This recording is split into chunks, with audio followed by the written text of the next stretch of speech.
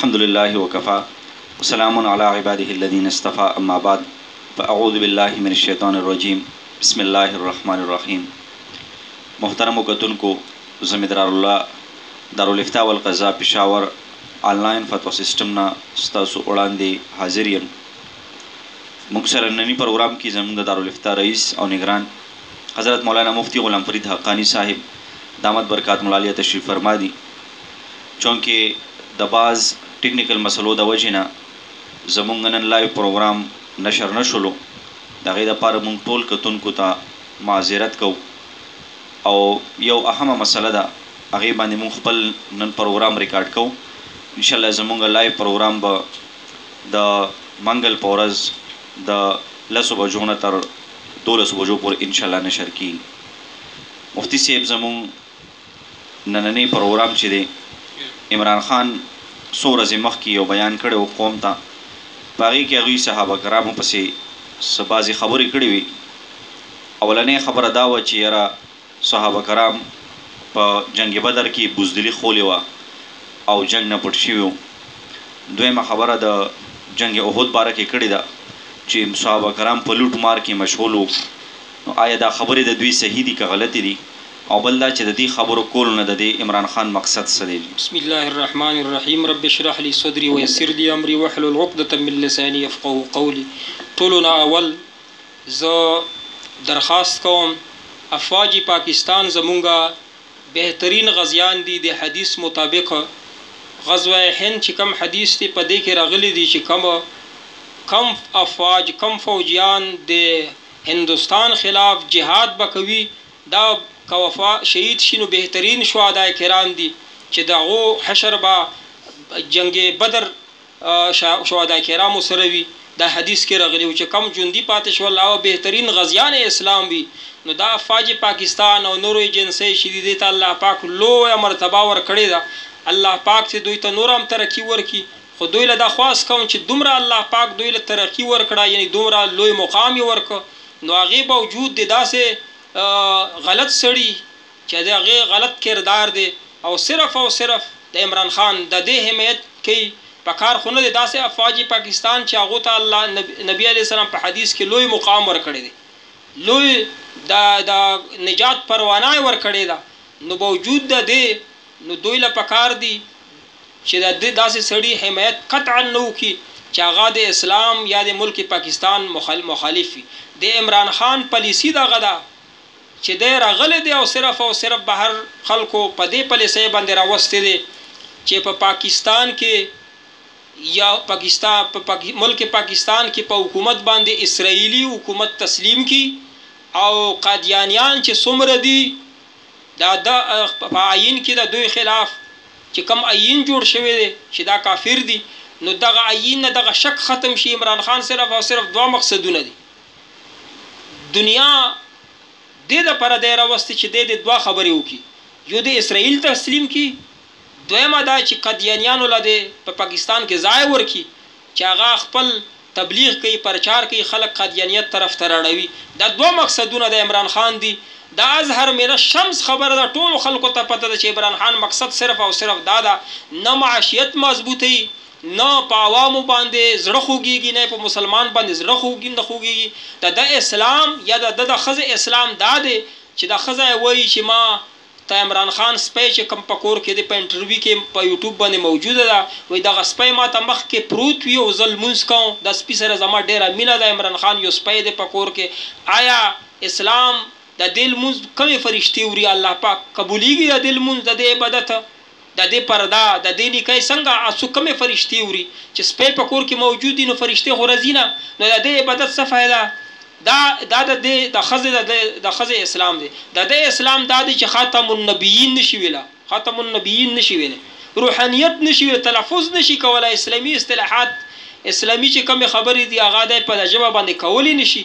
نو دی به اسلام په ملک کې څنګه راولي؟ په خپل بدن کې نشي راوځي. 15 فوټه بدن کې په دومره لوی پاکستان ملک کې به اسلام څنګه راولي چې په 15 فوټه بدن کې اسلام نشي راوستلی؟ نو دا نه اسلام نظریه ده. څومره چې اسلامي ریاست مدینه خبرې کوي صرف د دا پرای کوي چې په ریاست مدینه کې نبی علیه السلام په ټولو اول معاهده یهودیانو سره کړې وه، میثاق مدینه، چې کله 15 کاله تیر شل هجری 5 کې بیا خو یهودیان نبی علیه السلام چې دغه ملک بدر کړ ویې شړل، دا ورته چا ویلی ریاست مدینه آواز کوي. او بله دا خبره چې د جنگ بدر کې کم مسلمانان شریک شوي صحابه کرام یا کم په کورونو کې هغه ته بزدله ویلي، اول د دینه نه دی خبر چې دا جنگ بدر چې کم مسلمانان کړی وو دا بد جنگ ته راوتي نه و د سره، دا خو یو قافلې دپاره راوتي د ابو سفیان قافلې دپاره.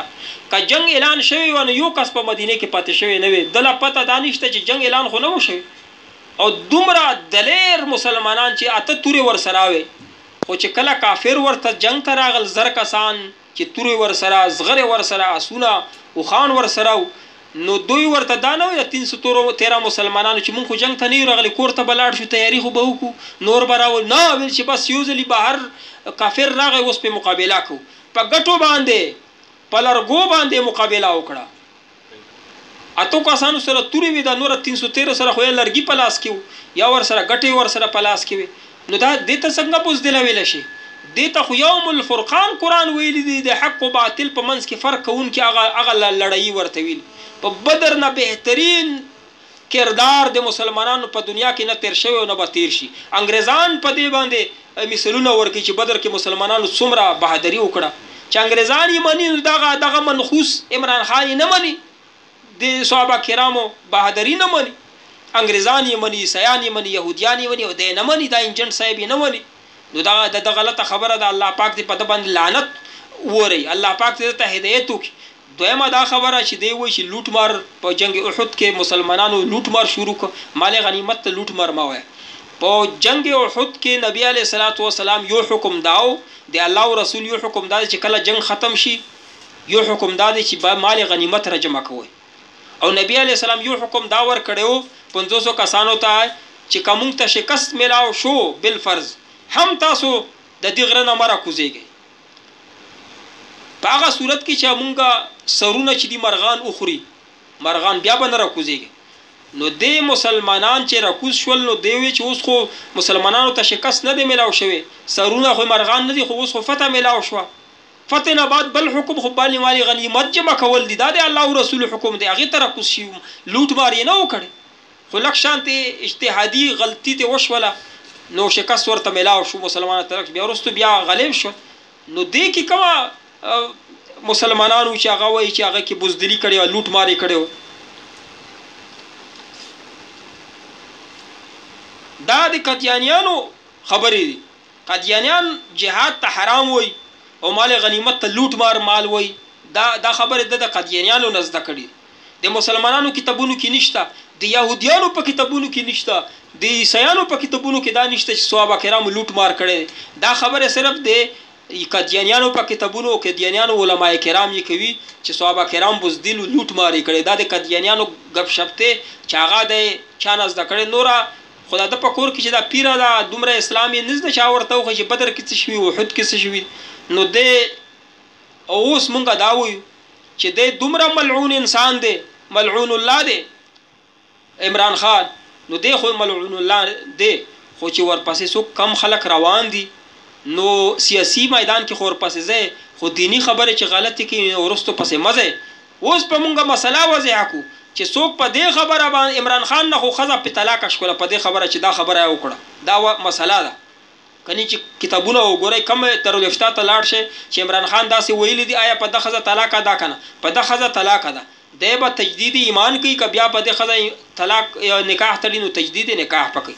خو چې څوک عمران خان سره په دې دینی خبره چې د دین خلاف خبرې کړي څوک ورپسې روان شو، نو ده باندې هم ښځه طلاقه ده او تجدید ایمان او تجدید نکاح پکوي. دا مسله مونږ تاسو ته واضح کړه. په دینی خبرو پسې مسه سیاسي پسې ځئ، خو چې کله دینی خبرې مخالفت وکړي نو بیا تاسو په ښکاره مخالفت وکړئ. که مخالفت مو ونه کړ نو تاسو مونږ باندې ټولو باندې بیا چې څوک د حمایت کې ښځې پې طلاق کېږي ایمان نه خلاصېږي. الله پاک دې مونږ ته ایمان نصیبه وګرځوي، الله پاک دې مونږ داسې ملعون نه په امان کړي.